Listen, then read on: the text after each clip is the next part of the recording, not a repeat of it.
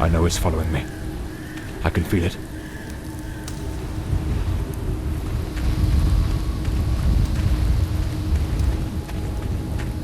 I shouldn't have taken such a risk.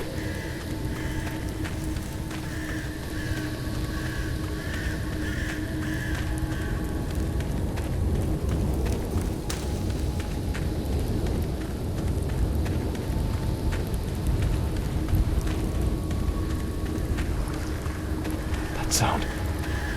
It's coming from the river.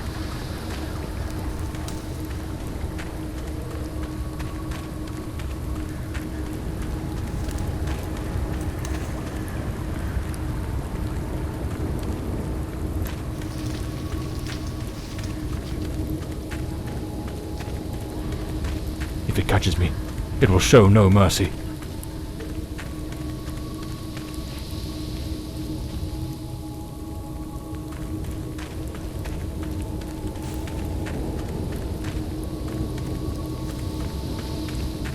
I know it's hidden somewhere in this forest.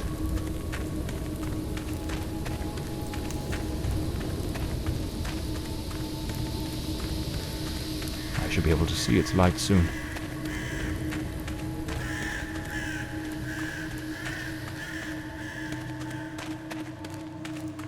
At last, I can gather my strength and plan how to face that monstrous thing.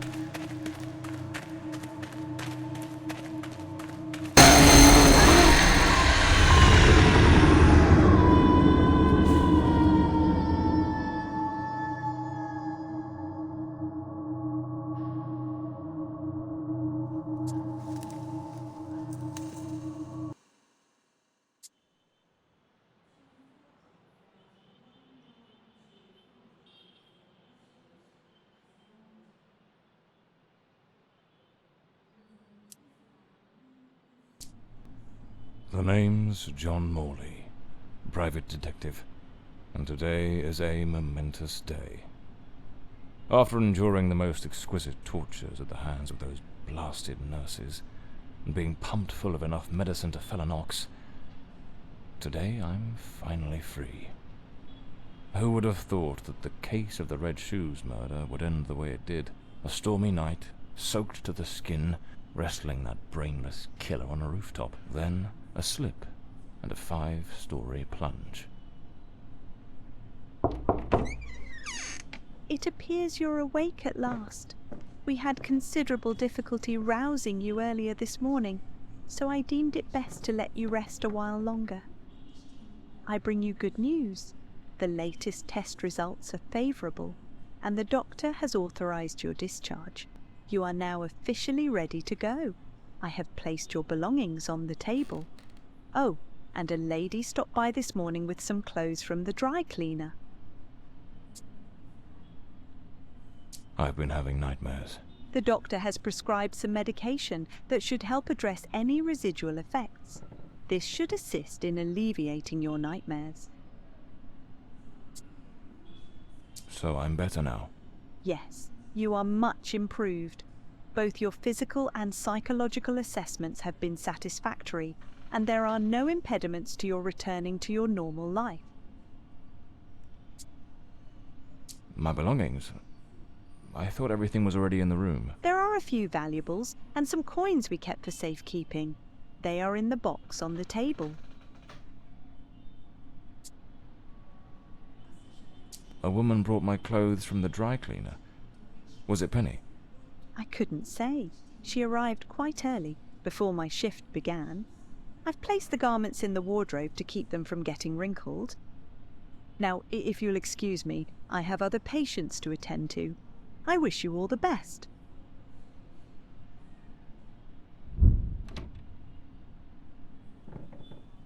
I better get dressed.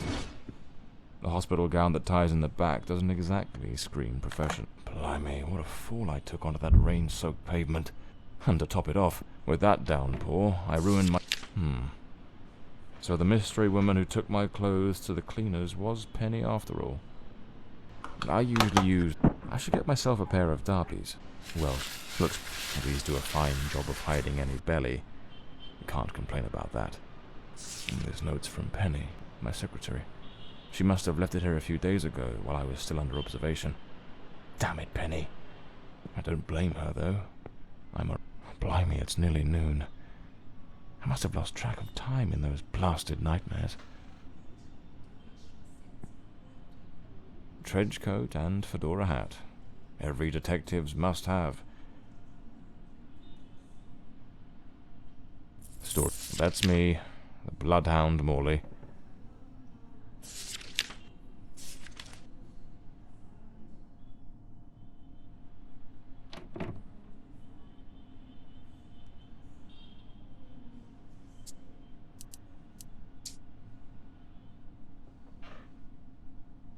I'd better hurry up.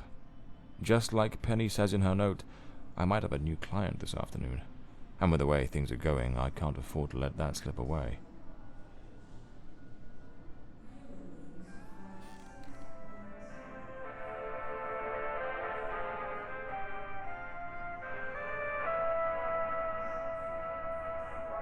All right, let's get moving. Today's the first day of the rest of my life.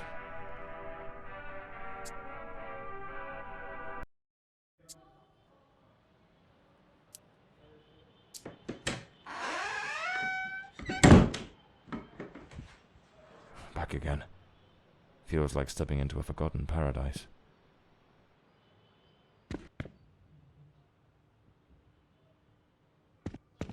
Everything has got that same old charm, and yet feels oddly new. This hospital stint's given me a bit of a new outlook. Maybe I'll take it a shade easier from now. Here they are. Penny's keys. Just like it says in her note. My files. Cases, clients, debts. Too many debts. This case is worth its weight in gold. The umbrella with a bullet hole. Souvenir from Penny's. So this is Peter. That smug grin's got "punch me" written all over. The murder weapon from the cadaver collector case. Nasty business. The case of the Red Shoes murder. One of the most complicated I've faced. Finally. Case closed.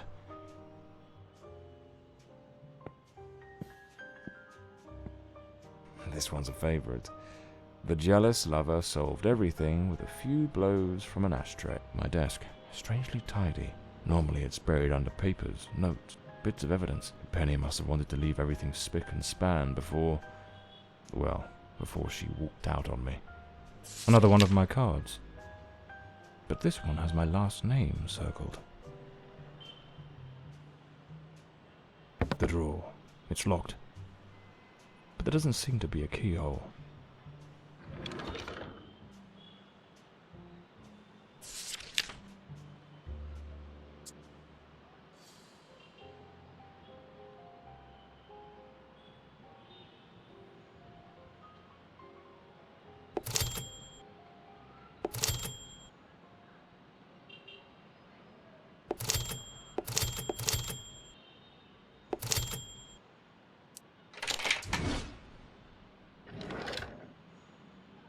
The Scarlet Page. I trust Penny didn't go snooping through my things while I was away. Oh, my apologies, madam. I didn't hear you come in. I was a bit distracted. Good afternoon, Mr. Morley. I trust your assistant informed you of my visit as promised. My apologies. I was rather engrossed and didn't notice your arrival. To whom do I owe the honour of this meeting? Lady Margaret Fordside, the 4th Countess of Bloomsbury. Lady Margaret, could you tell me what brings you here today? How can I assist you? I shall endeavour to be as candid as possible. 20 years ago, when my daughter was just 18, she was brutally murdered. It happened at our family estate, Bloomsbury Manor. Someone slipped into the house unnoticed, and upon reaching her room, delivered 5 fatal stab wounds to her chest, lungs, and heart.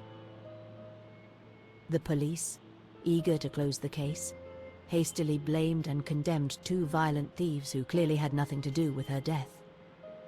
The investigation was closed, and justice was never served. I am prepared to offer you £30,000 if you take on this case, and a further £30,000 if you can solve it and bring the true killer to light. Tell me, Mr. Morley, will you accept this case? I understand your distress, Lady Fordside. But before I commit to anything, might I trouble you with a few questions? By all means, Mr. Morley. Ask whatever you must.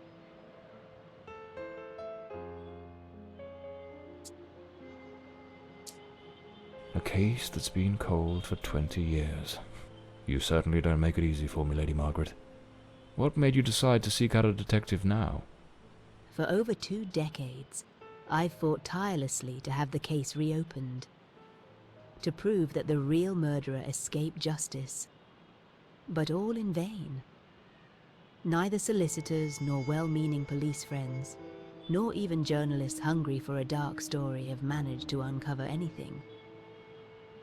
Then one day, I read about your success in solving the case of the Red Shoes killer. Regrettably, I also learned of the unfortunate incident that left you hospitalized with grievous injuries. On the advice of your secretary, Miss Penny, I waited patiently for your recovery. And now, here I am.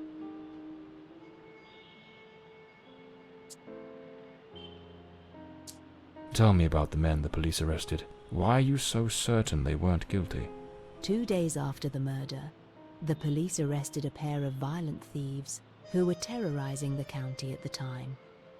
Though they swore their innocence in my daughter Elodie's death, their criminal record completely undermined their defense.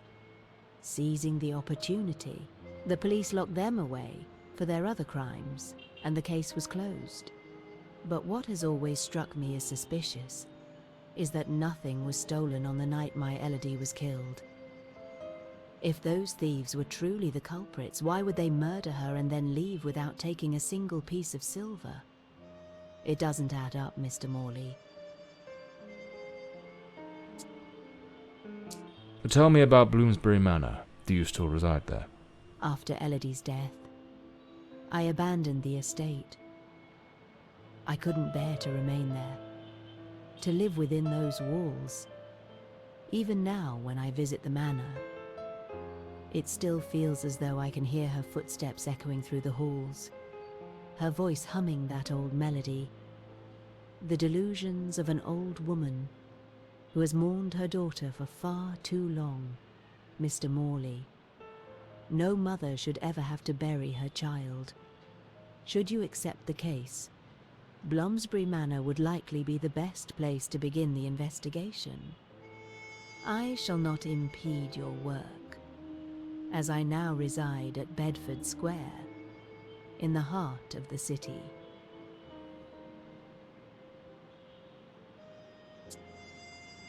Tell me, were there any witnesses? Did anyone see or hear anything? It happened at midnight. The house was practically empty at the time, with only a few servants and a guest who was sleeping in the west wing. I was the only one who might have heard something, as my room was next to hers. Unfortunately, I had taken a sleeping draught and fell into a deep slumber. It is a decision I shall regret for the rest of my days. Well, I believe I have all the information I need to get started. I accept the case, and will begin the investigation immediately. I'm pleased to hear that. My butler will bring you the £30,000 tomorrow morning.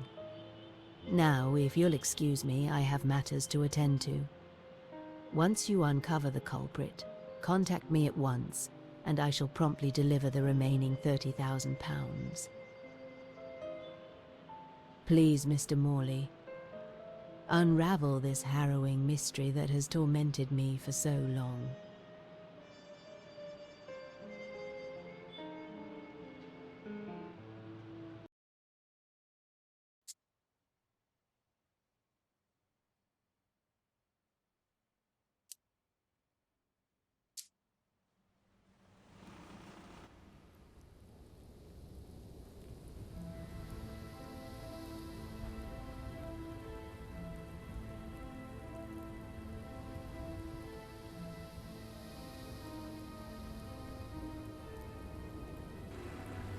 As I made my way through the dense forest path, a haunting silence enveloped the air.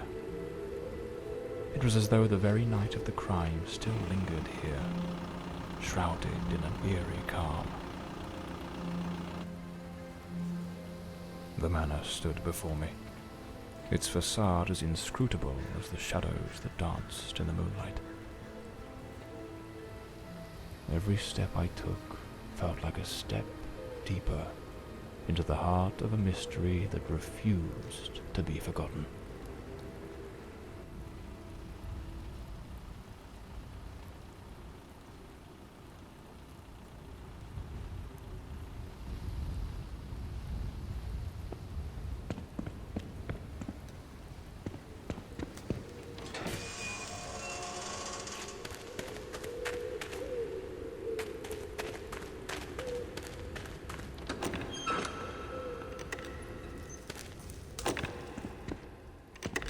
Not a sound. The stillness feels heavy. It seems Elodie had a passion for art. This painting, it's rather grim. There's something deeply unsettling about it. Almost like it carries a shadow of its own. The door's chained up with a padlock. Looks like I'll need to find the key. A blue moon. Looks like the Countess left this for me. It could be useful for getting around the place.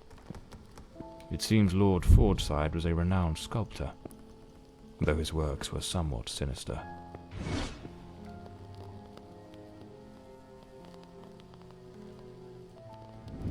So, the housekeeper left a note for the Countess, asking her to meet here on the day of the murder. I wonder what truly happened during that encounter. Very well. Let's piece the events together, step by step. A globe resting in a beautiful wooden stand.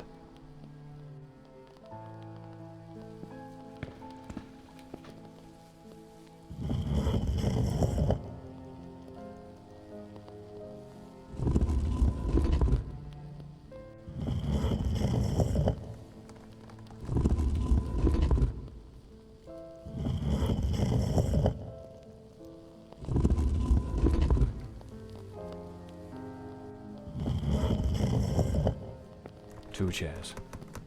One of them knocked over. The housekeeper's cup is still here. Tea spilled across the table. She never got to drink it. Looks like someone arranged tea in the library that day. Lipstick stains. Same shade the Countess wore when she visited my office. An empty envelope. Did the housekeeper hand the Countess a letter? It seems they met here. But something went wrong during the conversation. I am very angry. After all these years of service, this is how you repay me? Walking away like this? I'm sorry, madam, but the situation has become unbearable. My bags are already packed.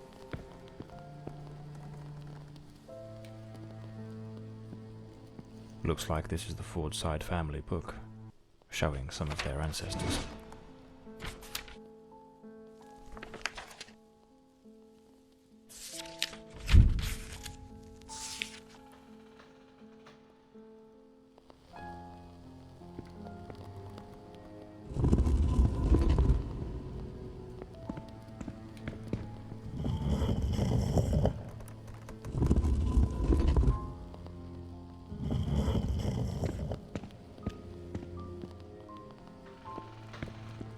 Another painting by Elodie.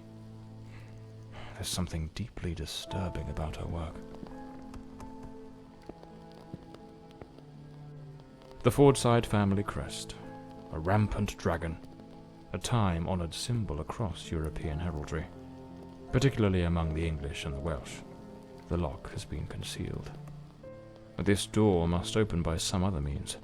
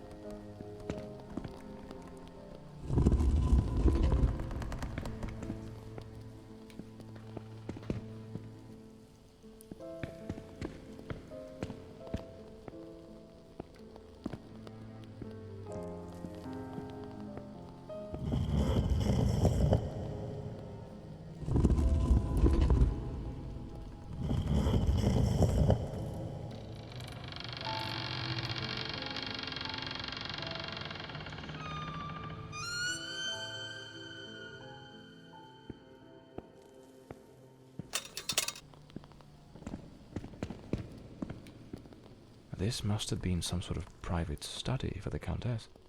Elodie was committed to a psychiatric facility. But this looks like the key to the main hall. Could be my way into the heart of the house. Lady Margaret and a young woman. I suppose it's Elodie. They look happy. It was undoubtedly a better time.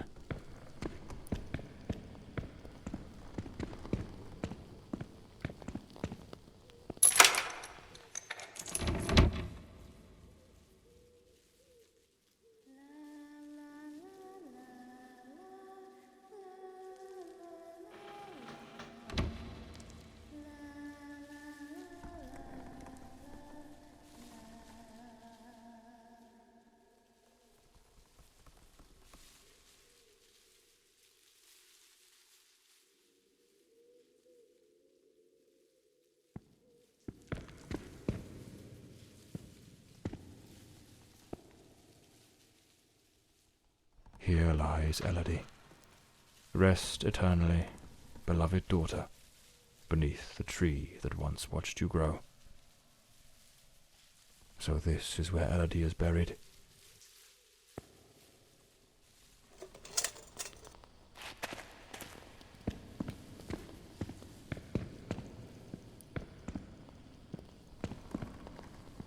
Layers of dried oil. The grand ship looks like the last. A man with his back turned. What? This door appears to lead out to the back garden. Locked with a padlock. I'll need to find the key. Looks like some sort of clue. Trace.